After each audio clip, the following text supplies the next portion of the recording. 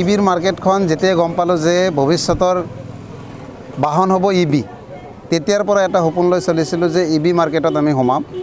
ইতিমধ্যে বিভিন্ন ব্যৱসায়িক প্ৰতিষ্ঠানৰ লগত আমি জড়িত।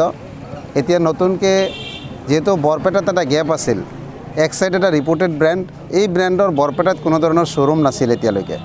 এতিয়া এক্সাইডৰ আমি ফাৰ্ষ্ট ডিলাৰশ্বিপ লৈছোঁ বৰপেটাত, সেইকাৰণে উৎফুল্লিত যে আমি কাষ্টমাৰক এতিয়া কোৱালিটি ছাৰ্ভিচ দিব পাৰিম।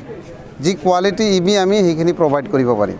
যদি আপোনালোকে চাই যে সচৰাচৰ যিখিনি ই ৰিক্সা চলি থাকে সেইবোৰ ইমান ৰিপুটেড ব্ৰেণ্ডৰ নহয়, লোকেলি মেনুফেকচাৰ্ড হয় বা চাইনাৰ পৰা ইম্পৰ্ট কৰি কোনোবাই ইণ্ডিয়াৰ ব্ৰেণ্ড লগাইছে তেনেকৈ চলি আছে। আৰু বহুত সময়ত এইবোৰে বিভিন্ন কমপ্লেইনৰ সমস্যা হয়।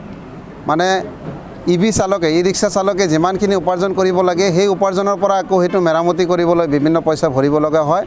এতিয়া আমি কাষ্টমাৰক যি এক্সাইডৰ কোৱালিটি ইভি প্ৰভাইড কৰিম, ইয়াতে তেওঁলোকে মেইনটেনেন্স খৰচ বহুত কমতে তেওঁলোকে এটা সুন্দৰ উপাৰ্জন কৰিব পাৰিব।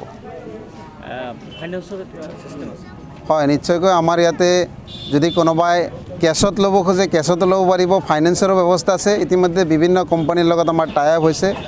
শ্ৰীৰাম ফাইনেন্স আছে, আশা ফাইনেন্স আছে।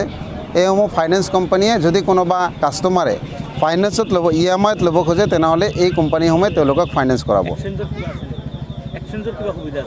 এক্সচেঞ্জৰ সুবিধা আছে। পুৰণা ইভিখন লৈ আহিলে সেইটোৰ যিটো নিৰ্দিষ্ট ভেলু, সেই ভেলু দি আমি নতুন গাড়ী তেওঁলোকক দি দিব পাৰিম। আমি এক্সাইডৰ ই ৰিক্সাখন এক্সাইডৰ, কিন্তু আমাৰ ইয়াতে বেটাৰী বিভিন্ন কোম্পানীৰ পাব। যেনেকুৱা আপুনি বৰ্তমান ইষ্টমেনৰ পাব, এক্সাইডৰ পাব, এমাৰণৰ পাব, এনকৰৰ পাব। ইতিমধ্যে আমি এনকৰৰ লগত কথা পাতিছোঁ। বৰপেটা বা লয়াৰ আছামৰ যি ডিষ্ট্ৰিবিউটৰশ্বিপ, সেয়াৰ কাৰণে আমি কথা পাতি আছোঁ। ভৱিষ্যতে এনকৰ বেটাৰী যি নতুনকৈ মাৰ্কেটত ইতিমধ্যে আহিছে, সেইটোৰো পৰ্যাপ্ত পৰিমাণে আমাৰ ইয়াতে বেটাৰী পাব। নতুনকৈ যিটো মুকলি কৰিছে, কিবা বিশেষ সুবিধা আছে নেকি গ্ৰাহকৰ বাবে? হয়, বিশেষ সুবিধা আছে। আমাৰ নৰ্মেলি গাড়ী এখনৰ দাম বৰ্তমান যিটো টপ মডেল চলি আছে 2 লাখ টকা কোম্পানী প্ৰাইচ, আমি বৰ্তমান ইনগ্ৰেল অফাৰ হিচাপে 20,000 ডিছকাউণ্ট দি 180,000ত অন ৰোড কাগজ পাতি সহকাৰে আমি প্ৰভাইড কৰি আছোঁ। ৰাইজলৈ এইটো আহ্বান, যদি কোনোবা নতুনকৈ ই ৰিক্সা ল'ব খুজি আছে বা ই ৰিক্সাৰ চালক বা যদি চাব ডিলাৰো হ'ব খোজে, আমাৰ লগত যোগাযোগ কৰক। ইতিমধ্যে বৰপেটা ডিষ্ট্ৰিক্টত ইভিৰ যথেষ্ট পটেঞ্চিয়েল আছে। আপুনি যদি কলগাছিৰ ফালে যায়, মন্দিয়া, কলগাছি, কয়াকুছি, হাউলি, বৰপেটা ৰোড, সৰভোগ, এই ক'তো আমাৰ এক্সাইডৰ ই ৰিক্সাৰ ডিলাৰশ্বিপ নাই। যদি কোনোবা চাব ডিলাৰ ল'ব খোজে তেনেহ'লে আমাৰ পৰা ল'ব পাৰে। আৰু যদি কোনোবাই কোৱালিটি ই ৰিক্সা কিনি কিনে নিজে চলাব খোজে, তেতিয়াও আমাৰ লগত যোগাযোগ কৰিলে, আমাৰ এইটো চাইনবোৰ্ডত নাম্বাৰ দিয়া আছে, যোগাযোগ কৰিলে নিশ্চয়কৈ আমি তেওঁলোকে এটা সঠিক দামত ভাল ইভি প্ৰভাইড কৰিব পাৰে। শুভ উদ্বোধনী হ'ল। মোৰ ভাতিজা হয়, বৰ উদ্যমী ল'ৰা, শিক্ষিত ল'ৰা।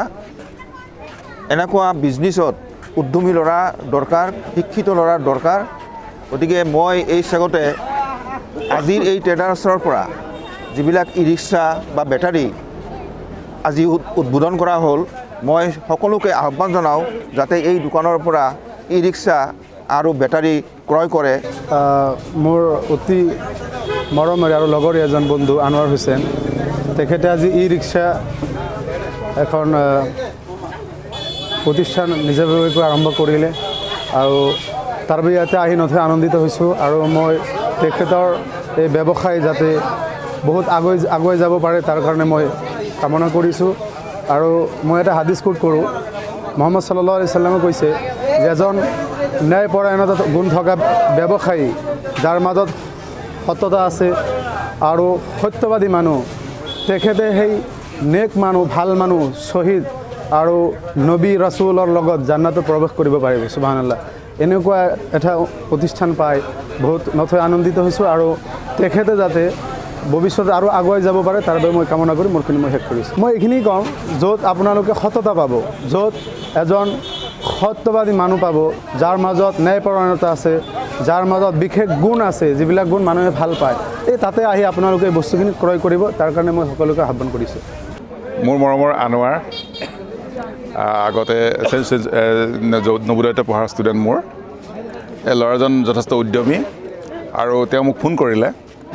এছিয়াটিক বেটাৰী হাউচ যি নাম দিছে, ইয়াৰ যোগেদি এক্সাইড ইণ্ডিয়াৰ বেটাৰী এই চালিত গাড়ীবিলাক ইয়াতে আহিব বা ডাইৰেক্ট এক্সাইডৰ গাড়ীয়ে আহিব। মই মানে বহুত শুনি ভাল লাগিছে। Okay, best wishes. অ'কে, শুভেচ্ছা দিলোঁ নতুন বছৰৰ। তোমাৰ গ্ৰেণ্ড